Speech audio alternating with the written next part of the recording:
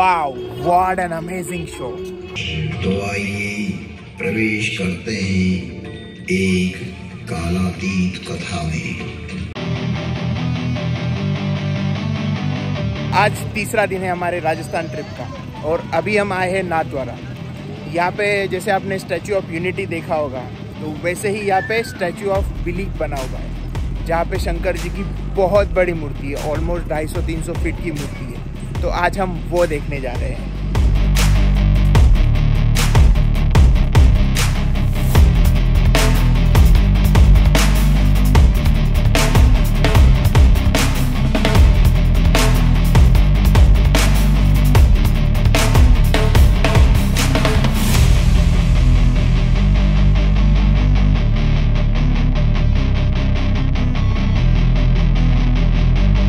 अभी हमने entry ticket ले लिया है जो 100 रुपीज़ का है।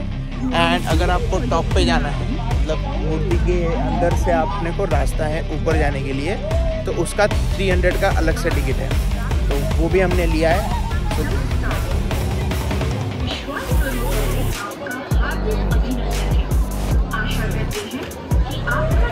यहाँ पे everyday evening 3D projection mapping का एक शो होता है, जिसके लिए आप देखोगे तो सारी पब्लिक जमा हुई है यहाँ पे। तब सारे लाइट्स बंद हो जाते हैं और शिव जी की मूर्ति पे लाइट्स एंड साउंड, जो भी पता नहीं ऐसा कुछ तो होता है। And but I am pretty sure कि that would be very very amazing. So let's take a look at that.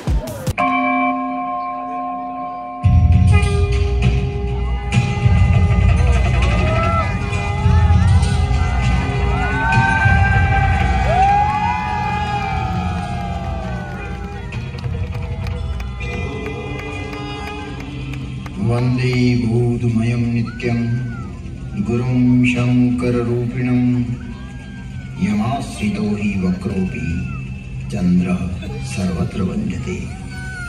Bhavani शंकरौ वंदे श्रद्धा विश्वासरूपिणौ याभ्यां विना न पश्यन्ति सिद्धः स्वान्तः स्थलीश्वरः। तुम त्रिभुवन गुरुवेद बखाना, आन जीव पावर का जाना। विश्वनाथ ममनाथ पुरारी, त्रिभुवन महिमा विदित तुम्हारी, विदित तुम्हारी, विदित तुम्हारी।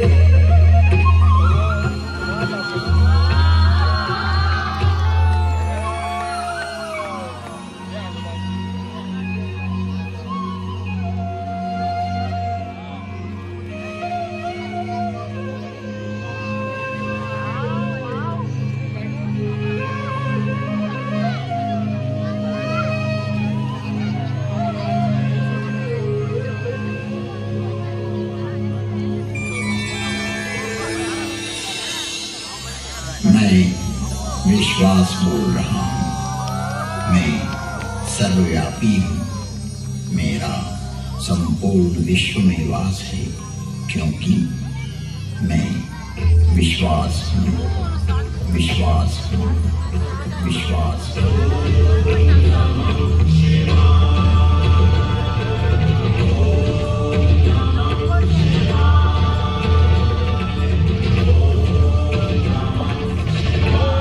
इस अंतहीन ब्रह्मांड में प्रचंड प्रलय करता एवं प्रलय नियंत्रक मैं ही हूँ।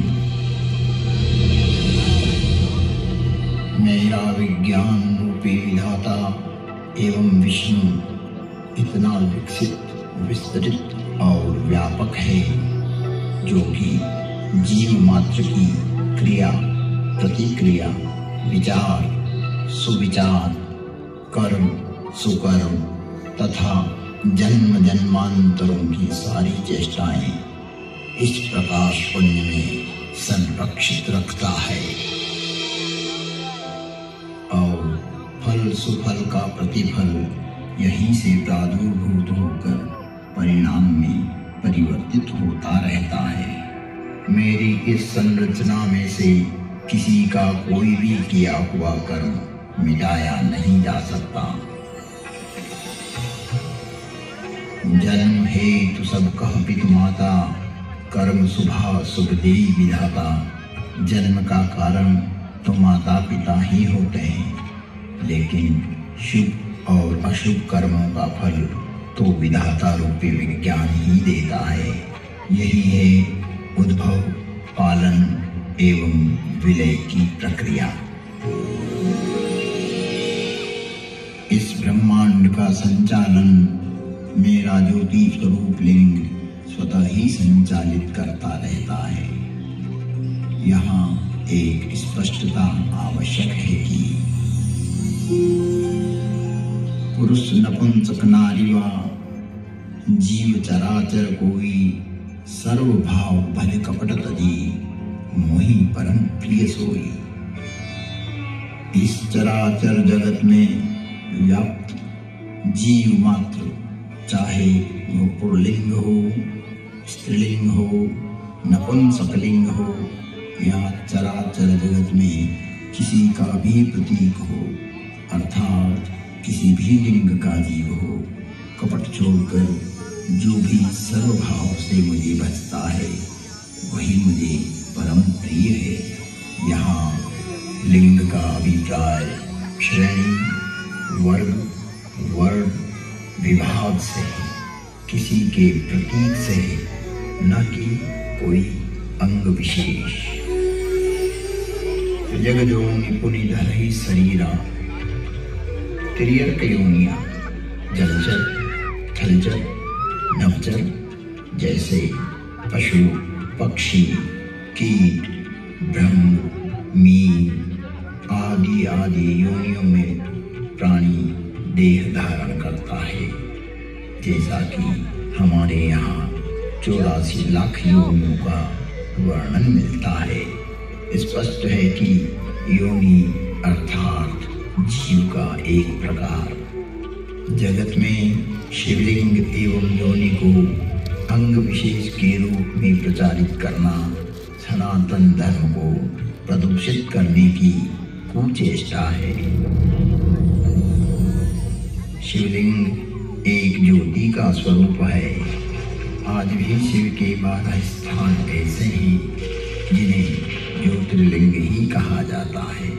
जो प्रतीक यहाँ प्रदर्शित किया जा रहा है यह है शिवलिंग, और अंतरिक्ष में चारों तरफ घूमती हुई वो सारी योनियां हैं। यह है मूल स्वरूप जो यहाँ उद्घाटित किया गया, ताकि जगत में व्याप्त भ्रांतियां दूर हों। शिव में विश्वास, उनकी व्यापकता एवं विराटता ही शिव के प्रकाश पुंज की संज्ञा है। अर्थात शिवलिंग शिव की पहचान का द्योतक है, एक चिन्ह है, एक प्रतीक है। ये शिव द्वार में प्रवेश करने का प्रथम अक्षर। शिव है द्वार, एक भीतरी प्रवेश के लिए यह है प्रतीक। इस स्पष्टता के उपरांत भी भ्रामक अर्थ प्रचारित करना उचित नहीं है।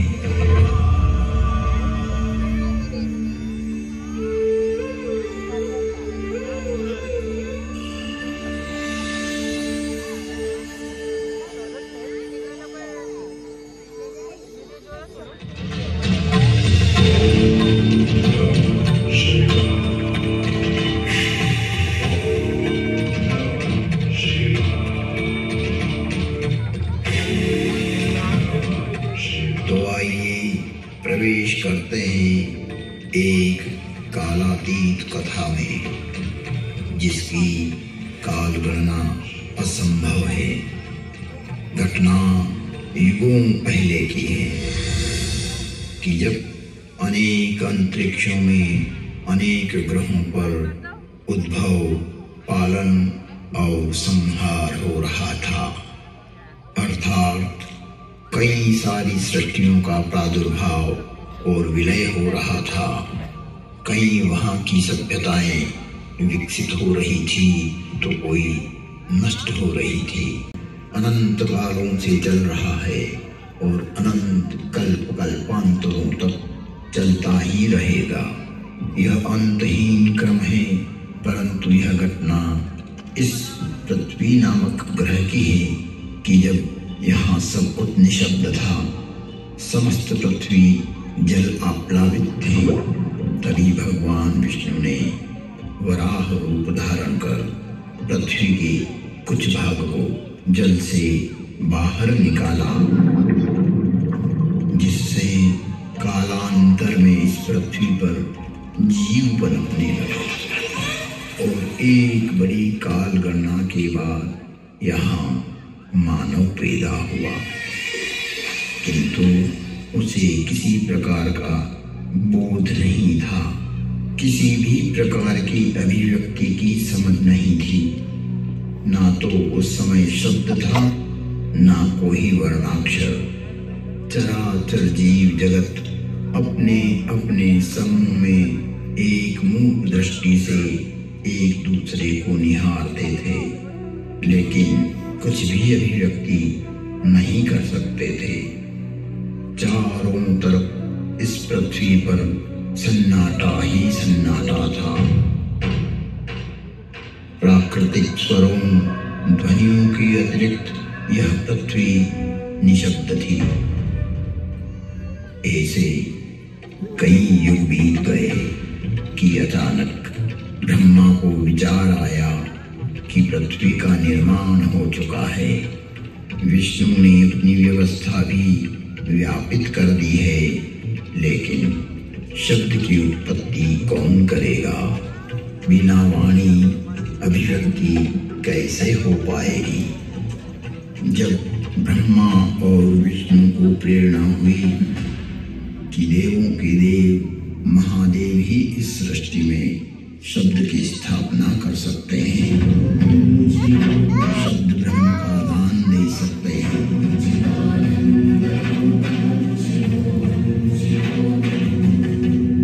परंतु शिव का समय अधिकतर समाधि में ही व्यतीत होता था। जगत में वेद की स्थापना के लिए, मनुष्यों में, प्राणियों में सत्य, प्रेम और करुणा की भावना प्रकट करने के लिए, शब्द को देह देने के लिए महादेव को समाधि से जगाना अति आवश्यक है। जब ब्रह्मा, विष्णु और सारे देवताओं ने महर्षि पाणिनि को प्रेरणा की कि वो महादेव को प्रसन्न कर जगत में शब्द प्रकट करने की प्रार्थना करें,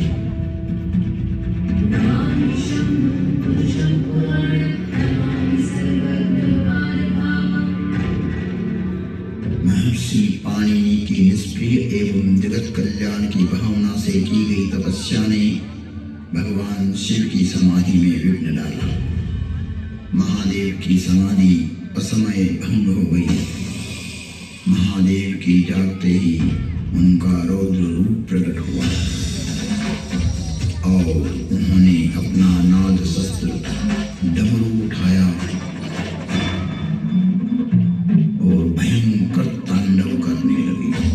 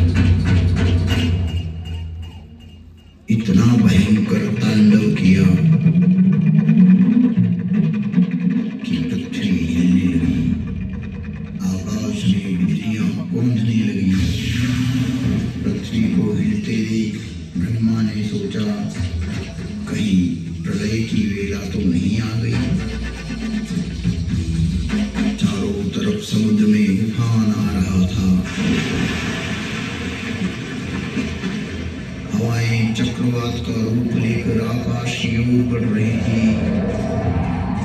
पूरी पृथ्वी अपनी दूरी पर ऐसे डोलने लगी मानो पृथ्वी समुद्र पर तैर रही हो। तब महादेव ने अपना डमरू बजाया और असमय समाधि में हुए मग्न के कारण तांडव करते हुए मानो अपने इस नाद से संसार को बधिर कर देंगे, इस सृष्टि को समाप्त कर देंगे और उसकी तीव्रता को प्रकट करते हुए प्रचंड एवं भीषण गंभीर ध्वनियां पैदा करते हुए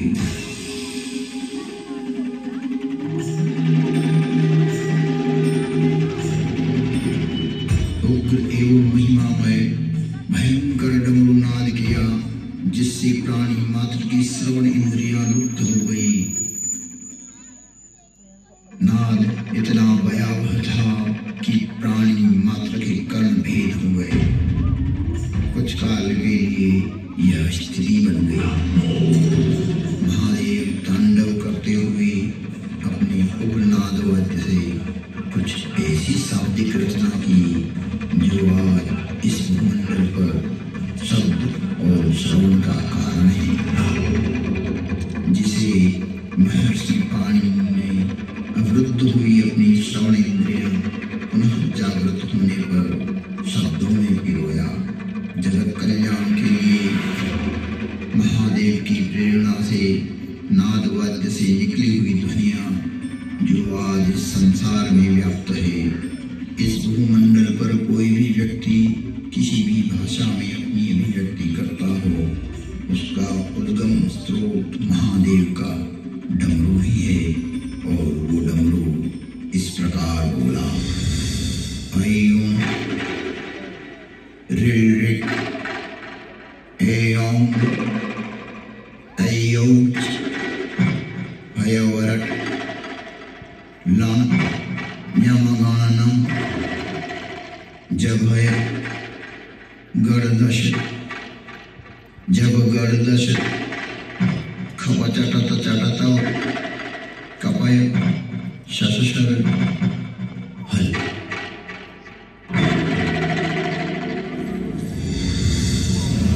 ऐं ऋ ऐं ऐऔच भयवरट लं ञमगानम जभय गणदश जब गणदश खपचटत चटत कपय शशशर हल। यह था शिव का नाद शस्त्र से उत्पन्न हुआ शब्द व्याकरण। इससे शब्द की संरचना हुई और डमरू ने जिस प्रकार ये 14 शिव सूत्र परमात्मा शिव ने जगत को दिए, वो आज सभी की अभिव्यक्ति का कारण है। इति माहेश्वराणि सूत्राणि अनादि संज्ञार्थानि ऐसा मंत्या इतः अकारादि स्वकार उच्चारणार्थ रणमध्येपि तत्संज्ञकः। शिव के नाद तांडव के बाद संज्ञा, संधि, ओष्ठ, जिह्वा, कंठ, नासिका, पुल्लिंग, स्त्रीलिंग, नपुंसकलिंग आदि आदि वर्णों की उत्पत्ति के स्थान तय हुए। वाणी में व्यापकता आई, वाणी की श्रेणियां निर्धारित हुई, वर्ण का लिंग तय हुआ। मुख और नासिका से एक साथ उच्चारित होने वाले वर्णों की उत्पत्ति हुई, जो लघु सिद्धांत कौमुदी में संक्षिप्त रूप से वर्णित है, जिसका विस्तार सिद्धांत कौमुदी में प्रतिपादित हुआ है, जिसे हम अल्प समय में अभिव्यक्त नहीं कर सकते। शिव के नाद तांडव के उपरांत महर्षि पाणिनि ने शब्द की रचना की और अक्षर को रूप देने के लिए प्रथम प्रार्थना की। न त्वां सरस्वतीं देवीं शुद्धां पुण्यां करोम्यहं पाणिनीय प्रवेशाय लघु सिद्धांत कौमुदी। महर्षि पाणिनि ने विनय कर लघु सिद्धांत कौमुदी की रचना की, जो आज इस जगत में सर्व भाषाओं का मूल है, जो कि सनातन है, शाश्वत है।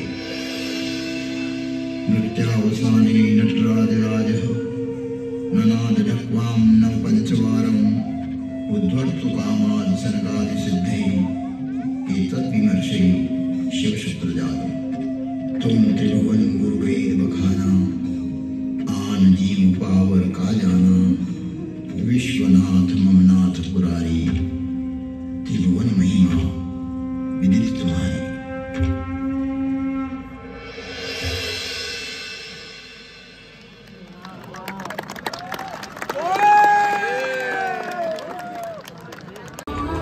Wow, what an amazing show. I hope आप लोगों को भी ये 3D शो बहुत ही पसंद आया ही होगा।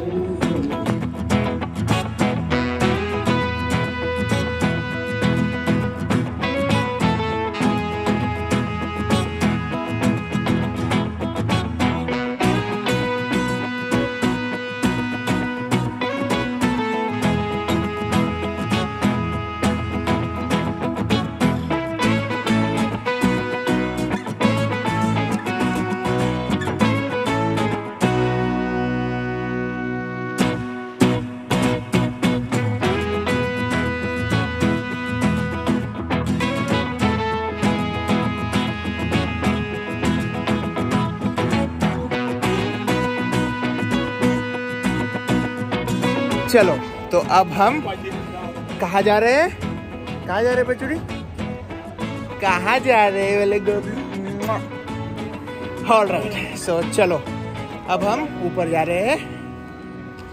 चलो अभी हम यहाँ पे एंटर करेंगे। इनके जो फ्लोर है वो सारे ग्लास के बने हुए हैं, यू नो, आप देखोगे इसी तरह से। यहाँ का ओवरऑल एक्सपीरियंस तो बहुत ही अमेजिंग था। बस मेरा एक ही कंप्लेंट है, क्योंकि जब हम नीचे से यहाँ तक आते हैं ना तो यहाँ पे सारा स्टेट से आना पड़ता है, और जब भी जो सीनियर सिटीजन लोग होते हैं उनको थोड़ा डिफिकल्ट हो जाता है। सो बस वो एक अगर इम्प्रूवमेंट कर देना है लोग, तो rest all is perfectly fine.